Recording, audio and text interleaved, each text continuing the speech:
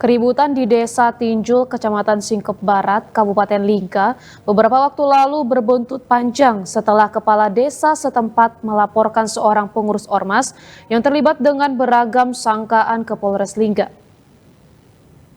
Bohong kau! Kau bicara bohong! Kau aja tuh bohong! Bukan pembohong! Dia bukan orang pembohong! Dia bilang dia orang benar! Keributan yang dipicu sengketa lahan ini sebenarnya dampak dari sulitnya mencapai kata sepakat melalui jalur mediasi yang telah beberapa kali dilakukan sebelumnya.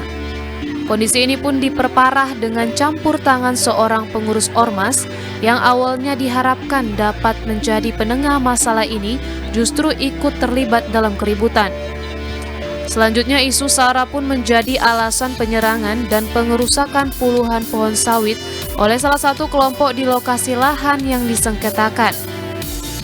Atas dasar itulah Kepala Desa Tinjul melaporkan seorang oknum ormas yang terlibat kejadian pada Rabu 16 April lalu ke Polres Lingga dengan beragam sangkaan. Lama hampir 1 bulan, tiba-tiba dia menyerahkan kuasa ke LSM Lang Laut, ya, LSM Laut untuk sebagai mediator lah.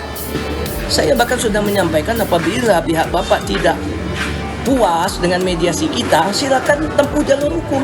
Kita negara hukum. Silakan Bapak bawa proses ini ke pengadilan. Silakan kami ikuti sesuai bukti-bukti yang kami miliki. Ya kita tak tahu ternyata dia datang di hari Rabu itu lebih kurang sekitar pukul 12.30. Langsung dengan membawa senjata tajam, ya, melakukan pengerusakan. Ada lebih kurang 42 pohon kelapa sawit dicabut, ya, videonya lengkap, dia juga yang memvideokan itu. Nah, ya, jadi ya udah, artinya pintu negosiasi udah kita tutup. Sekarang biarlah proses hukum. Pelaporan ini tidak sekedar menjaga wibawa aparat pemerintah desa semata, tapi juga wujud nyata tanggung jawab aparatur desa terhadap kenyamanan dan keselamatan masyarakatnya. David Kristianto melaporkan dari Lingga.